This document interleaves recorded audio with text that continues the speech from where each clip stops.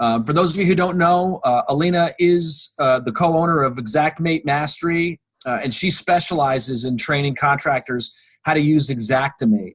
She grew up in the construction industry, and she's previously held a property adjuster's license and has experience working with catastrophic claims. Her background is in insurance work, and it gives her a unique perspective on how to help contractors get paid, making sure that you get what you deserve and are owed on the project. I'll tell you this, just a little side note from her bio. When I originally told people that we were going to have Xactimate Mastery, XM8 Mastery come in and do this webinar, and Alena was going to do it, people were like, oh man, she's awesome. She knows her stuff. Here's what you get when you rely on or work with her. You not only get a really in-depth knowledge of how to use the software, but you also get a much better understanding into the mindset of the insurance adjuster, what it is that they're looking for, and what you need to do as a contractor to put you in the best position to get paid. So without further ado, I'm going to introduce Alena and let her just dazzle you with her vast knowledge of this crazy world that we live in. Thanks. Hey, John. Yeah, thanks for that intro. I'm going to have to hire you for all my intros. That was amazing. Thanks so much. And thanks everybody for being here. Again, my job is to make Xactimate easy for you to use, but also make sure you're not leaving any money on the table. So today we are going to talk about the fastest way that I've found to write estimates. And also we're going to talk about a tool in Xactimate that will help, I can help you build a list of line items so that you don't leave any money on the table, because you can use it like a checklist here in Xactimate. It's a very underused tool in my opinion. So stick around for that. We're going to do some really cool things today. I am kind of at an intermediate level on this stuff. I believe this is being recorded, so if you need to go back and watch it, I will be going kind of at a fast pace because I've got a lot to talk about today. So I'll try to, I'm going to explain everything I'm doing, but it'll be more to kind of a intermediate level here, just to kind of prep you for what we're going into. So also you'll see on my screen here that I'm sharing that I'm going to go and stop the video there so we can see the entire screen. And you'll see that I'm already in an estimate. So I'm taking for granted that you know how to get into an estimate, and you already know how to, get the estimate started. Also, I'm in what's called X1. That's the newest version of Xactimate. If you're in 28, everything, version 28 is the older version. It still works well. Most carriers actually are still on 28, by the way, about 80% of them. So they haven't when they roll over, I would say that's when you need to worry about upgrading.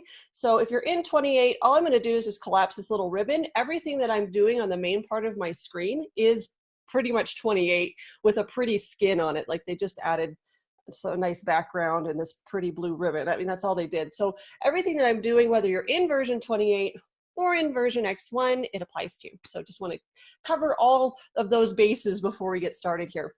So like I said, I'm already in an estimate. I actually, let me go back here, have a little sketch that I've already created just as an example, nothing fancy. If you're going to be using Xactimate a lot, I definitely recommend, if you using the Eagle View import, Hover is also going to be integrating soon with Xactimate. And what happens when you use those import tools, it'll actually sketch the roof for you.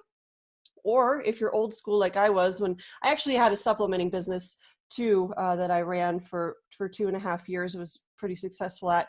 What I would do is just take the Eagle View report that would come from them, and I would just write the scope, the estimate right off of this page. I would just use this page for all of my dimensions and would hand enter everything. So either way, whatever you want to do, it's really up to you. I think that I will work actually off of the Eagle View today, just to show you the simplest, most basic way if you're not doing imports or anything. I think that's the best way to teach. So I'm going to work off the Eagle View here. So I'm actually, with that thought in mind, let me open a different estimate.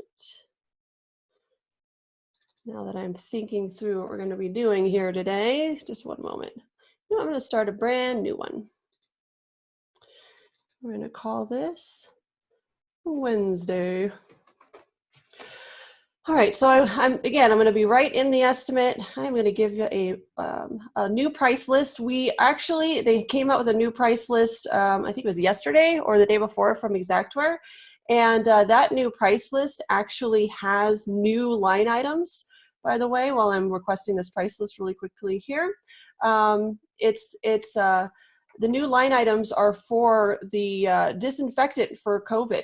So it does not COVID specific, but it's in what's called the HMR category. If you want to look it up, it's for that disinfecting spray. They actually added 2 new line items for that, just so you know, while I'm downloading this new price list. And I can show those to you after I'm done with my little presentation here. And I'll show you what that looks like. But it was interesting to see that they are trying to keep updated with a lot of this information that's coming out quickly from COVID and all the other issues. So I'm just going to add a roof folder real quick here. And what we're going to do, first of all, I want to explain. I like to start this presentation with searching, because I think that's where most people lose the most amount of time in Xactimate. They spin their wheels in the search area. So most contractors, when I start working with them, they build estimates like this. Go up there, you search laminate, you find the shingle, figure out which shingle you want. Usually insurance companies like the without felt line item. And that's kind of typical of what we'll see there. And you'll go up and search and click, and then you'll go ahead and go into the line item and enter the quantity. If I'm working off of that Eagle view, like I said, we are dealing with 34.97 squares, and you're hand entering everything, and then you accept it, go in, and let's see, 34.97, let's say we have 15% waste. I use the calculator field for that. You can also drop down and use the waste percentage here. I like to teach that you can do it in the calculator field, however, because what if you had 18% waste? That's not available. Again, I get on a lot of rabbit trails, but that's why I do that in the calculator field with the waste factor. And then most commonly, you'd go up and you'd search for your felt, and we'd add that, and then you'd have to click in. And what I'm demonstrating here is that clicking around in the program is wastes a lot of time. So if I can have you learn the shortcuts that you need to not use your mouse so much and more rely on the keyboard shortcuts and the way that the program was built to build the estimate, you'll become a lot faster. And also, again, avoiding clicking around saves a lot of time. So to that end, also, I'm not sure if anybody does interior work here, but a lot of the searches for interior items, it won't bring certain things up.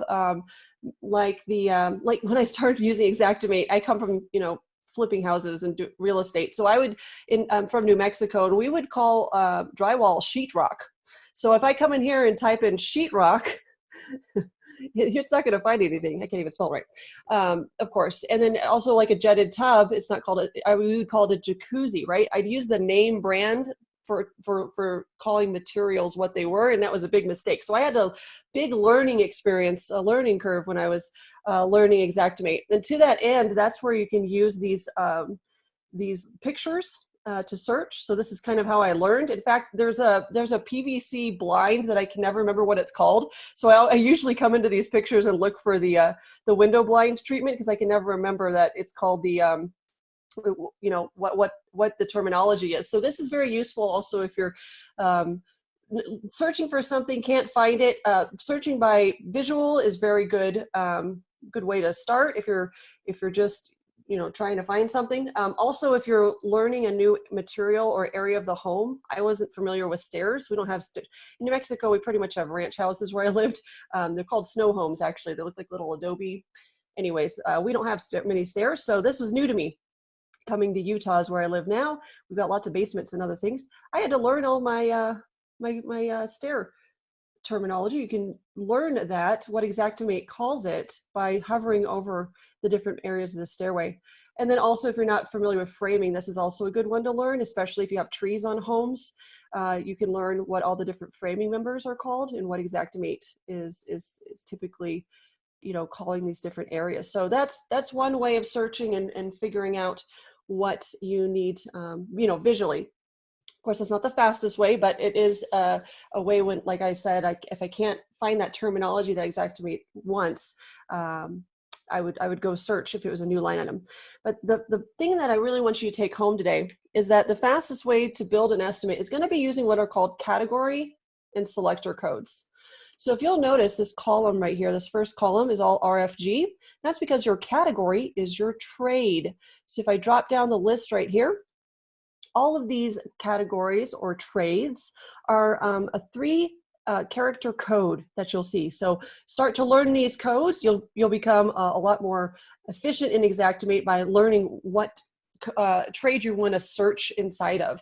So for RFGs, roofing, DRY, drywall, right? We start to learn those.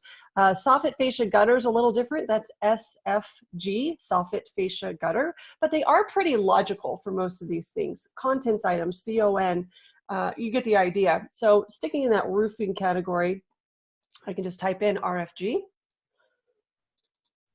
There we are. And so now that I know the category, I would now need to know the selector code. Now, selector codes are also pretty logical, but they're a little bit, can be a little bit tricky. So if I drop down the list here, you can see all of the selector codes for the RFG category.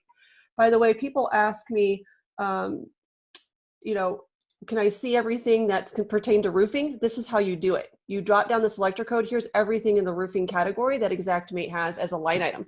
So whenever you're trying to write an estimate, or maybe you're trying to write a supplement estimate, right? You've gotten an estimate already from the adjuster, an original statement of loss, and you need to pick up all the line items that he left on the table.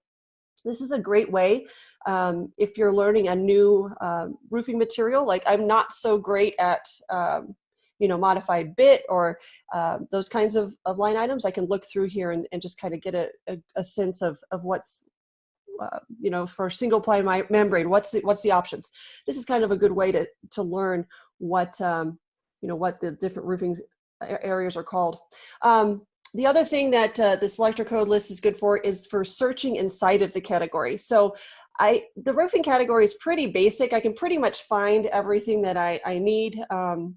You'll probably find most of it in the search bar, but if you ever get into like interior work, mitigation is one specific area. I know probably nobody here does that, but for example, if I search category 3 water up here, that's sewer water, right? So category 3 water needs to be treated very specifically. It doesn't come up in my search. So I have to go into that category specifically, the WTR category, and search category 3, then it does come up. So if you're having trouble finding a line item, you're like, I know that line item's in here. Try to think of the category or trade that it pertains to, and then search by the selector code area. So you can search right here. I can search for all of my vents and see what my vent options are. And it's a way to drill down into the specific category. For some reason, line items that you can't find in the reference search show up here. So if you're having trouble finding line items, that's another way, is to search in the selector code area.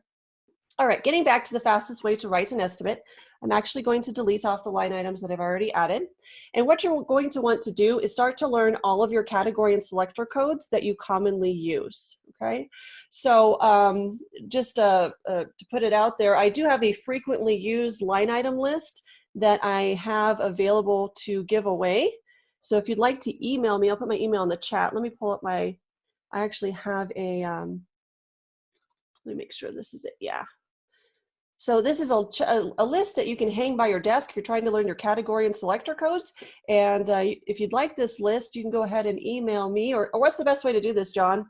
Should I send it to you to send to them, or do you want them to contact me directly? Oh, I love it when they contact me.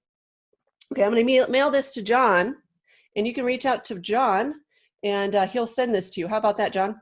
Yeah, and just so everybody knows, we will follow up probably the next day or two with just a follow-up email thanking you for participating. We'll provide Alena's link email to that. Oh, cool. As we'll even attach this to there, so you don't have to reach out to me. I'll just attach this to the email. Perfect. So you'll get it automatically. You don't even have to reach out. See how much? See, we're making everybody's life so much easier. Love that. Love that. So this is a list that I put together of commonly used items, just so you can start to learn the category and selector codes quickly. And it's not an all-inclusive list, right? I didn't put the whole RFG category on here, but these are things that roofing contractors typically use, exterior contractors. So I'll get that over to John and we'll send it to you. So the fastest way you're going to want to learn is the category and selector codes. Let me show you how this works. I just type in R and it pulls up my category immediately. So I can tab over to the selector code list. And because I know that I want shingles without felt, I use the 300 designation. That's for laminate. 240 is for 25-year 3-tab. And then above that, 400 would be a high-grade shingle. So you've got the different designations according to the shingle. It used to be the poundage, and that doesn't apply anymore. This is written back in the 90s. So that's where they got these numbers. That's where this originated from, but it doesn't really apply in today's market. But 300S, S means shingle without felt. And then I can tab through to the calculator field and enter that dimension off of my Eagle View report. And can go right into that calculator field right here and add my waste. Let's say 118%. There we go. Now, you'll notice that my cursor has moved down here to category. It's up to you and your style. I kind of like to see it in the quick entry screen instead of down there. Tomato, tomato, doesn't matter. But that's how you're going to get going in this. Once you enter that waste, then we can really rock and roll. So RFG, I'm going to go ahead and add my felt. As I start to type in felt, it pulls up my 15 pound. And I can tab through and enter my calculator field there. Next, we're going to add some vents. So I know that vent T is a turtle type vent. And if the adjuster is only going to pay for replacement, fine, we'll change the activity code just to make him happy. Also DNR, if they don't want to pay to replace, if they're being really stupid, even if you've showed them the IRC code that shows that they should be replacing it, because it's damaged. You can also ask for what's called DNR, detach and replace, detach and reset, and that's about the same amount of money. So know that you can tab through and change your category, your activity code as well. So I'll just keep it at that replace. It's almost the same amount of money though. Let's say we had 5 of those vents, and I'm just going to hit my enter key to accept that line item. So category, tab, selector code, let's add some ice and water shield. Tab through, and I'm going to go to my calculator field. Let's see what the perimeter or the eaves are here. We've got 234 for our eaves. So going back into the estimate, we're just going to write it right off of that Eagle View. 234, and we're going to go 6 times 6, so that's 2 courses of ice and water, we'll say. And I can also add a plus sign if we're going to use it in the valleys as well. So the calculator field is pretty versatile. 106 times 3. Let's see if it kept it for me. It did not. But you get the idea. Sorry, I don't know why my num lock keeps turning off on my computer. Let's try that again. Plus 106 times 3. There we go. And I can hit the enter key, and then my cursor goes right back up to that category area. RFG, let's add drip edge. And you can see how quickly and easily that I can build the estimate just by using that category and selector code and just tapping through, rather than going up and searching for each line item or trying to add it in a different manner. So usually what I do is I rebuild the original statement of loss from the adjuster. If I'm going to be writing a supplement estimate, I build, hey, adjuster, here's what you paid for. And then I add the supplement items down below that so that I can simply and easily discuss with him what line items I'm looking for. He doesn't have to hunt and peck through my report, my estimate. It's all there for him and it's good to go. So let's say that this is all the adjuster paid for. But for this roof, we need ridge starter, we need flashing, step flashing. What pitch are we at? We don't need pitch, but I think we do need a high charge on this one. So what I'm going to do is add what's called a macro. So a macro is just a fancy way of saying lists of line items. Do I need to stop for questions, John, or are we good? No, I mean, we got a couple questions popping up, but I think we can probably hold some of these for a little. Okay, cool. I just want to make sure that I don't need to stop. Yeah, okay. So what I can do is use those category and selector codes to hand build the first part of the estimate, meaning I'm going to match what the adjuster already wrote.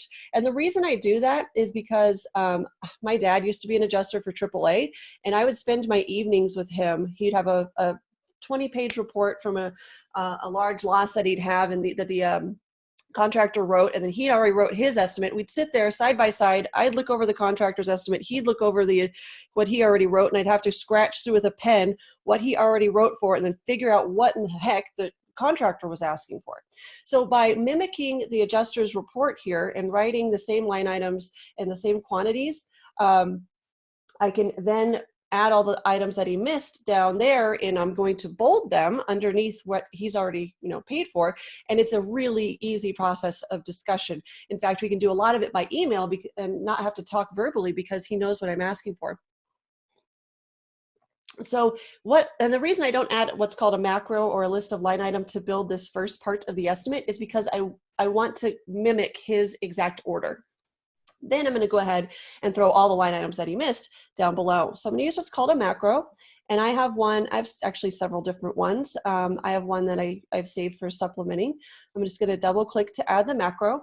And it's going to say, hey, you've got some duplicate line items here. And what I do is I allow all the duplicates, because if he missed a turtle vent or two, I want to add that down in my supplement section. If he missed, maybe he's short on his squares that he paid for, I'm going to ask for the difference of squares in my supplement items. Now, is that the absolute right way, to do it? Well, you're the estimator. You figure out what works for you. If maybe changing the quantity up above works for you as discussion, that's fine. I'm using the format and the system that we found really worked when I had that supplement company. And yeah, so that's why I picked a way to do it, and I've always stuck to doing it the same way every time. So what we do is we add those duplicate items. That's fine, because we may need to add some additionals down below. And you'll see that I have a nice long list here. So this list is pretty much everything but the kitchen sink that I could add to a roof, right? I've got, it also acts as a checklist. For some reason, my brain always leaves off the chimney flashing.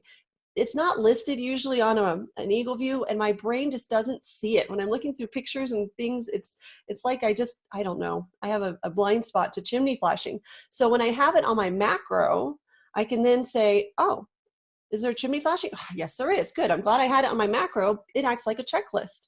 So what I do is I just go down the list here and see what we need to keep on the report and what needs to be deleted off, because deleting is way faster than me going up and searching for all of these lists of line items, right? So deleting off, once you build your macro, you build it once. Of course, you can always edit and change it, but then you've got it there forever for you to use. So with this, we're just going to go through the list. So we don't have any tariff. He paid what we needed. He paid the full Eagle View amount, so we don't have any additional tariff. There wasn't low slope on this one, or was there? Let's take a look. Aha, 312. We do have 2.89 squares that we are going to use for the low slope. So I'm going to keep that low slope there. And we need ridge starter, valley metal. We'll add some of that. We'll say he did pay all the turtle type, that's fine, but we missed the pipe jacks and there was a split boot. Exhaust cap, we had a 6 to 8. Furnace vent cap and collar. You get the idea. I don't want to, spend too much time on this, but we can go ahead and just go down to the list, delete off what we don't need. And there was no skylights, and we can just go down here, no steep slope, but we do have high. And you get the idea. We can just delete off those additional items, and for sake of time, I'm just going to delete off the rest here. All right, so now I've got these line items here, and because I did not sketch this, I'm going to go ahead and just hand enter these calculation or fill out the quantities using the calculator field. I like to use the calculator field just in the event that I have to do any calculations here. That's why I don't use the quantity field. So you'll notice I'm not clicking in the line item anymore. I'm just going to go right down the calculator column and fill out all of this. So we had 2.89 squares there. For ridge, we had we've got 130, so 147, and then for 435 for the starter. So 147, hit the enter key, 235, go down, let's say we had, 126 feet there. I'm just go down the list, enter my quantity, and hit my enter key. And that's all I have to do. So we had one of those, we had one chimney flashing, let's say we had 45 of that and 56 of that. High charge, let's say the whole roof was high charge, so we're gonna go 34. Oops, I clicked outside. 34.97 for removal, and then we're going to add the waste on the replacement. So there you go. I wrote an estimate in less than 20 minutes while explaining it to you. I've got my original statement of loss created, and then I've got my supplement estimate ready to go. So that is how I recommend writing the fastest way that we possibly can First of all, know your category and selector codes.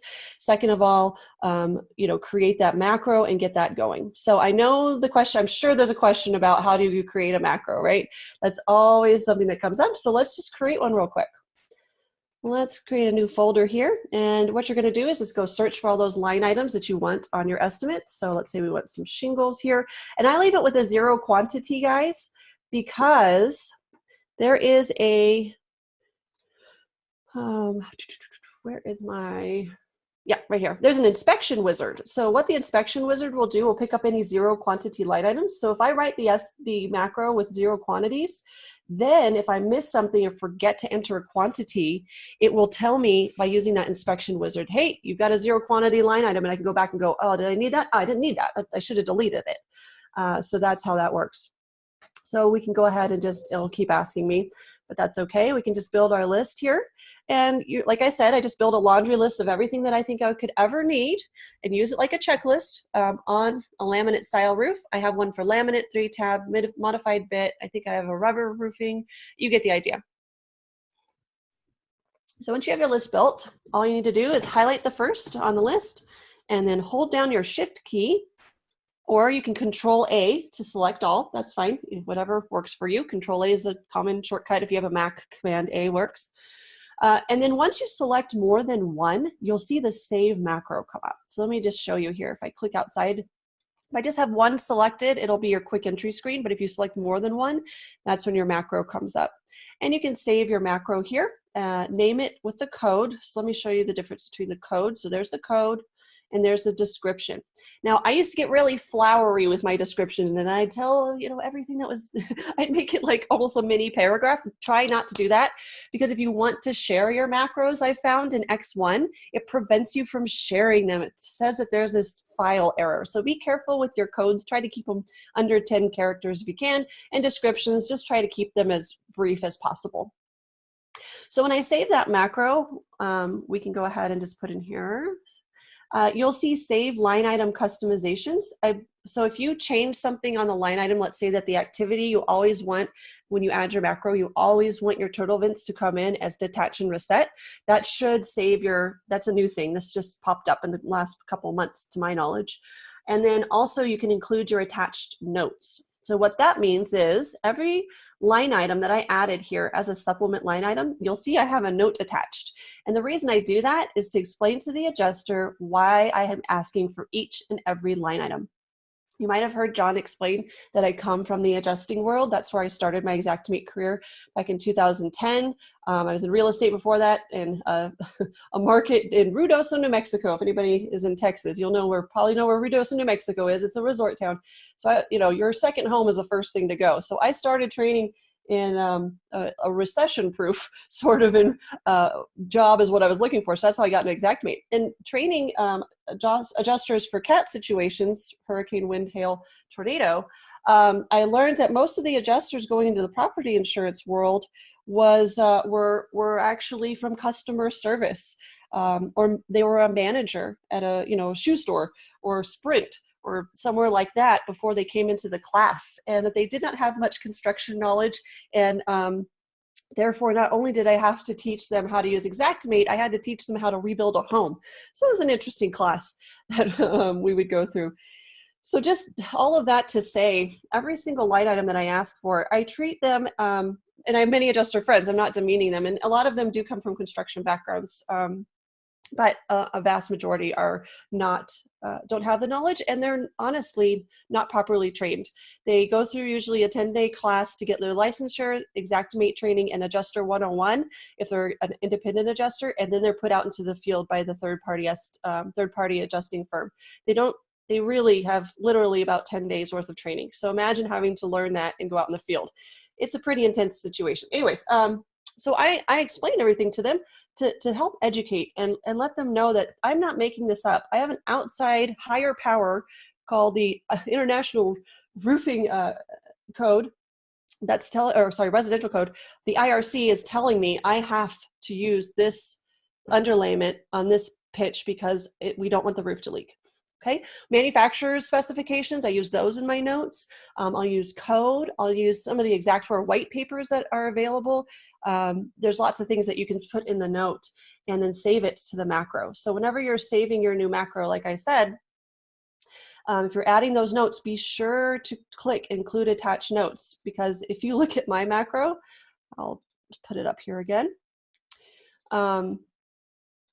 you'll see that every single line item pretty much has a line item note. And if I went to all that trouble to add all those notes and didn't save, which I've done before, it's really frustrating. So pay attention when you're saving your macro, save any line item changes that you need or line item customizations as well as your notes. The other thing that I would say is that you can, like I do, I right click and I make those, one macro is bold, another macro isn't. If I'm meeting the adjuster and I want to bring an estimate out into the field, I have a separate macro that has, it's all cleaned up. There's no notes yet because I don't feel like I need to explain to him in my estimate. I'm going to be talking with him. Well, in a normal world, we'd be talking face to face. So there's different reasons to build macros in different ways. So just put some thought to it when you start building these. And they're really fun. And they're always changing. For example, we used to use what's called the ridge cap RIDGC for composition shingles.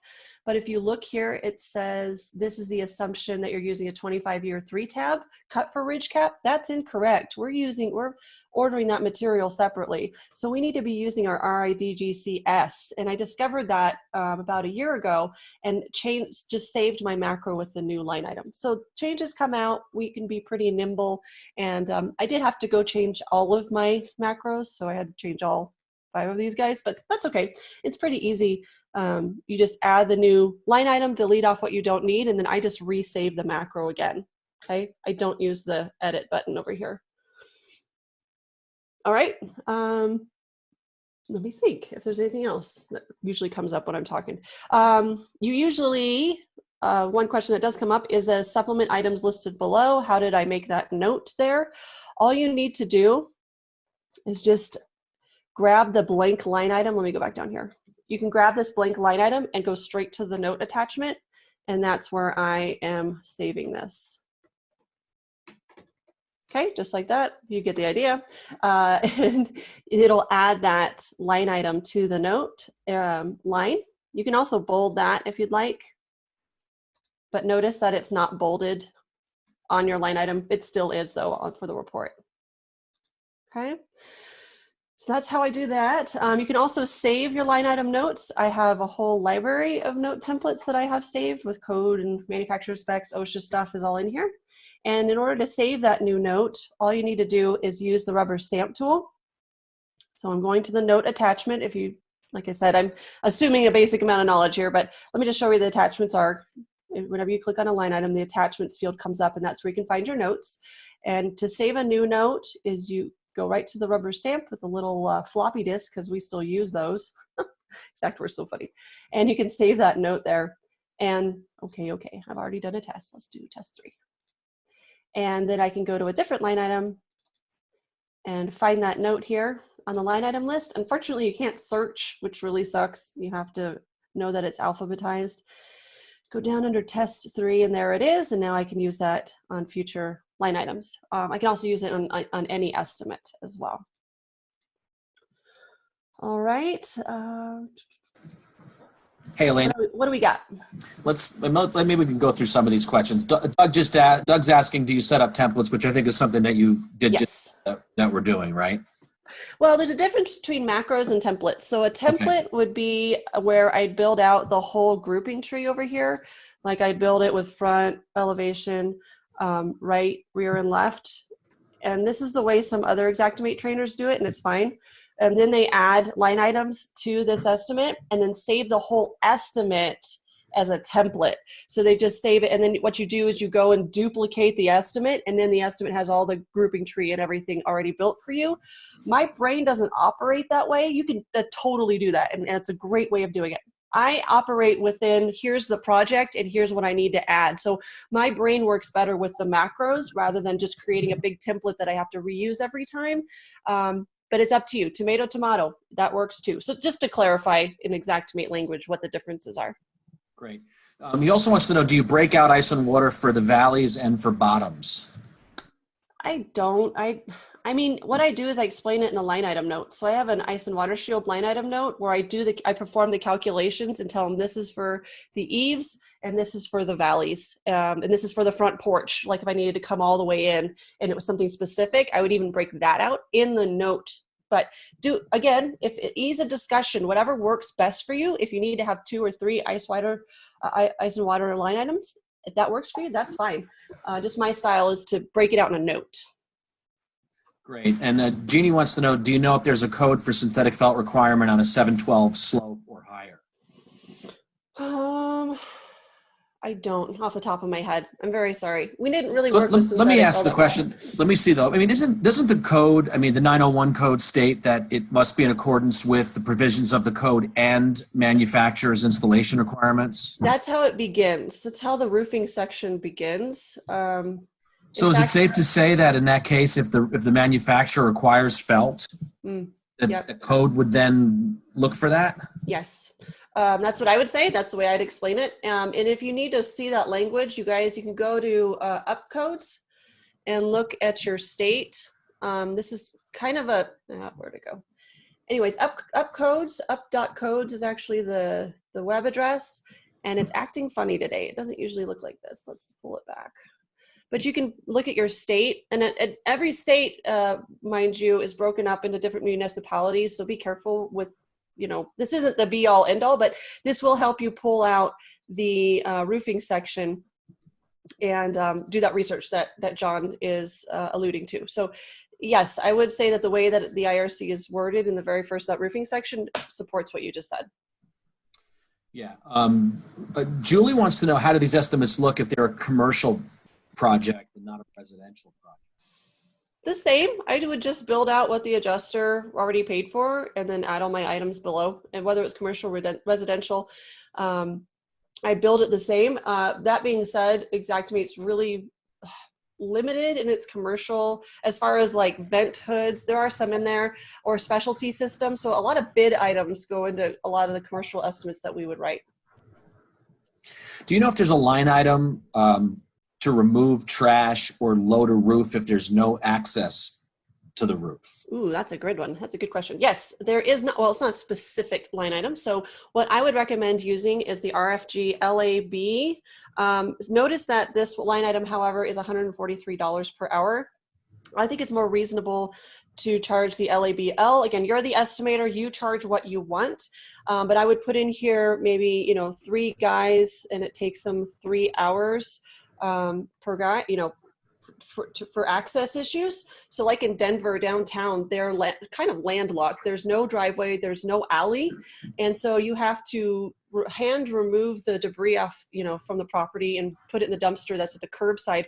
And then they can't roof load or roof stock the shingles, so we have to hand carry them onto the roof. So I would just estimate the amount of time, how many people, according to the roof size and the amount of material, and use what's called the RFG LAB or LABL, it's up to you, line item. And then, of course, explain it with a note. 3 guys for 3 hours, and then include photos. Please document it. Give them photos, and they can pay it. If you don't give them photos of the guys doing it or this landlocked situation, you won't get this paid. But the other thing that you can rely on is going over to the replacement of shingles. And if you click for detail in here, you'll see that Xactware says pricing reflects local blah, blah, blah, roofing material components surveyed as roof stocked price. Okay, so they're saying consideration may be needed for situations such as abnormal material delivery, blah, blah, blah, blah, blah. So you can rely on that with the adjuster. You could copy and paste that verbiage and say, hey, the shingle replacement line item says we can, it's only for roof stocked pricing. So I hope that helped. Great. Ann wants to know if she can get a copy of the supplement line item list. If you're in our training, that's when I give those kinds of things away, unfortunately. I know. I know. But it's not hard to build. You just go through the RFG category. Which line item would you use to flash the upper surface of a mansard face at the transition to the upper level? Wow. I think that it's specific to the material that you're using, right? But we've got the 14-inch wide. There's a custom, it depends on what type of material it is too. So I would search for the type of material, maybe in the RFG category, search for the type of flashing that you're looking for. There's also a custom bent metal light item that some people use. It's in the sighting category though. So you can try that one and see if that's more what you're looking for. Or if it's something really specific, like if you had copper there or something, that would definitely be a bid item. So there's a couple of options for you. Great. And Jason adds that most carriers I know use RFG high for any access issues or hand loads. Oh, that's interesting. I haven't really encountered that. Huh, interesting. I would say that the high charge is different according to the, because it says 2 stories or greater. But if they're adding that on a ranch style 1-story roof, I guess that, makes up for the difference on the amount of money. Pick your battles. Money is just money at the end of the day. Wherever bucket they want to put it in, that's fine. Take it where you can get it. Yep, exactly. Cool. Okay. Well, I'm going to see if there. I'm bouncing between chat and questions. Oh, right. No problem. What about special shingles like presidential type, etc.? Yeah, so they have really high grade. In here they have the RFG 500 range, and you can even get into the shake look comp in here. Again, if it's not in here, you can always add it as a bid item and build your own. But if you ever have a question on pricing, or if you can't find a line item and you're frustrated, always email pricing@xactware.com. I email them all the time with crazy questions. In fact, the other day I was like, do you have any COVID specific line items I need to know about? And then that's how I learned about those new line items that were added to the May price list.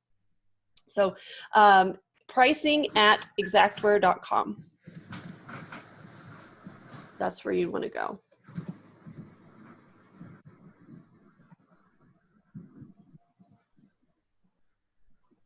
All right.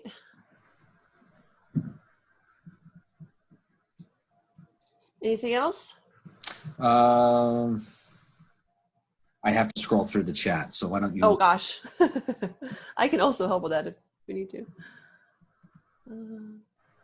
Yeah, there's a Q&A section, guys. If you go to the bottom of your screen, it says Q&A instead of the chat, and that's usually a better way to field questions. So sorry about that. Yeah, I was going to mention that in the beginning, but I got so carried away with your introduction that my goodness, I know stuff. Here's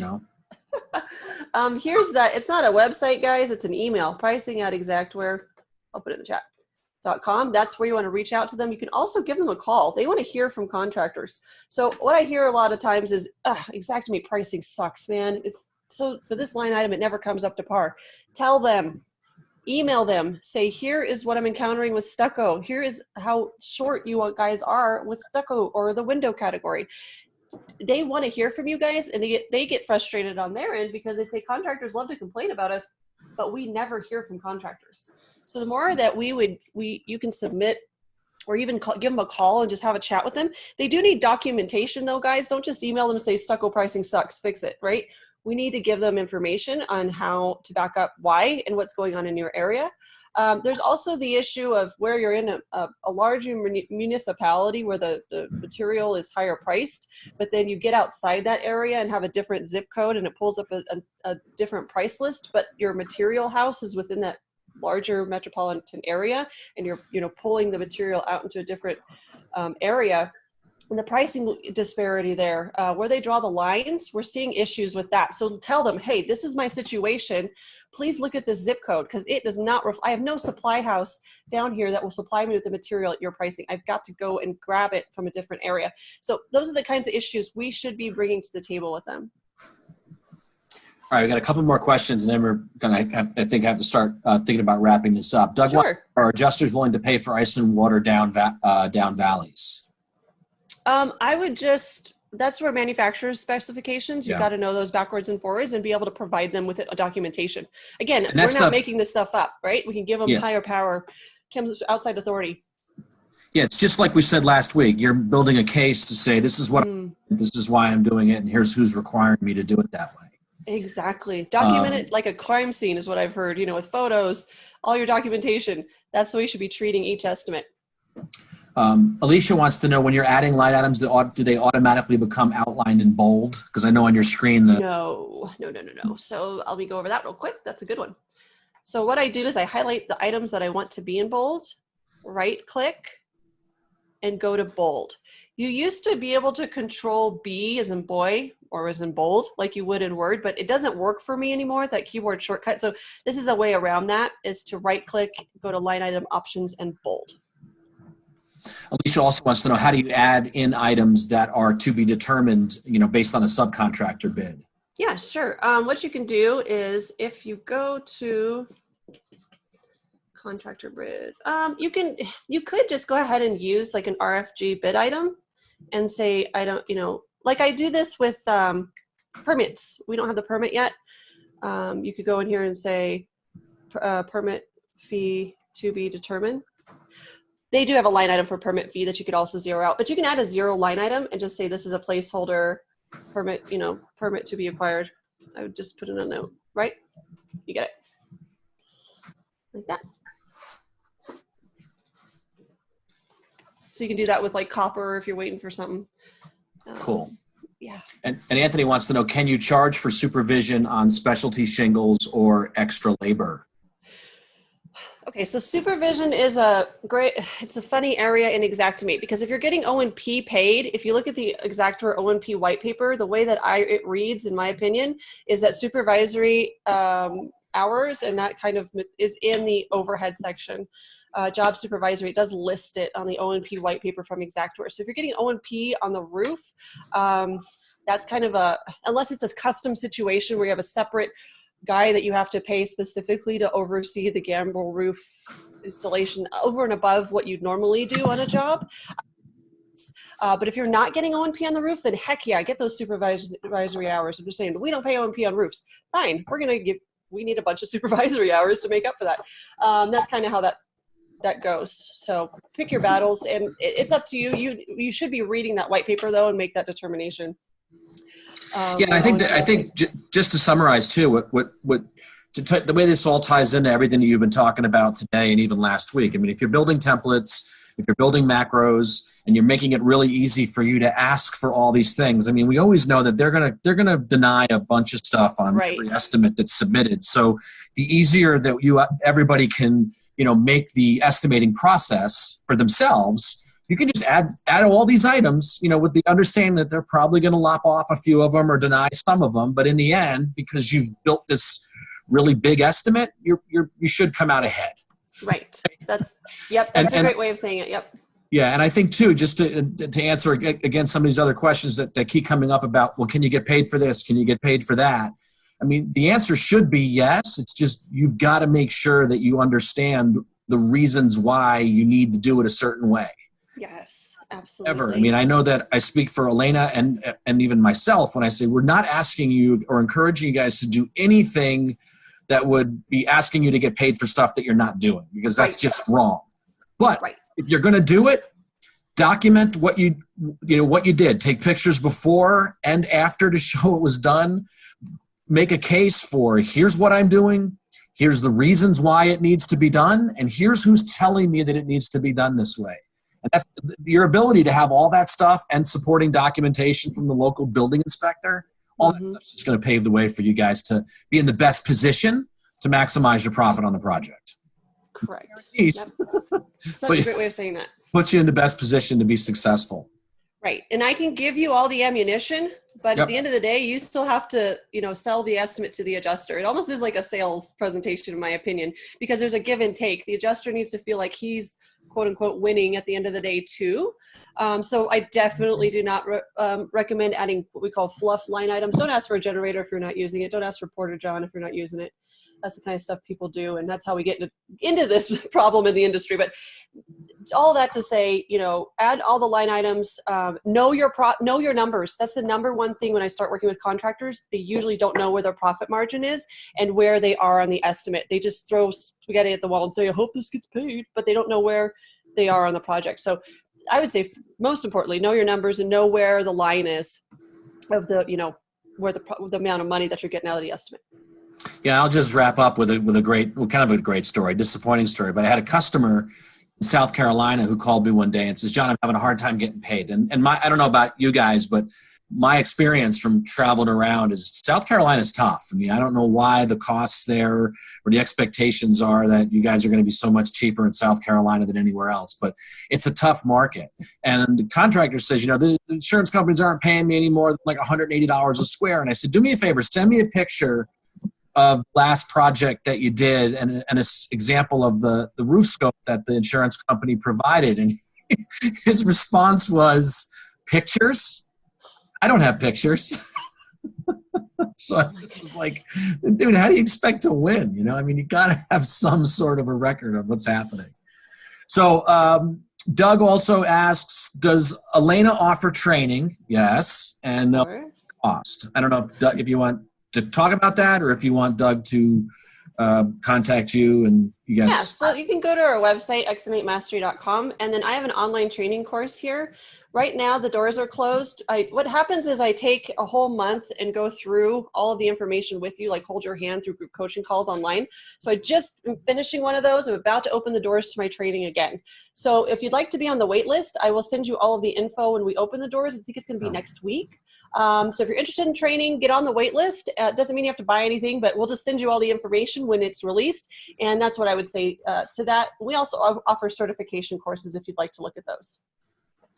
Yeah. Alena, one person asked, and I might have missed this too. Did you go over the COVID disinfectant line item? I didn't. No. I kind of got lost in the weeds. You awful person. I know.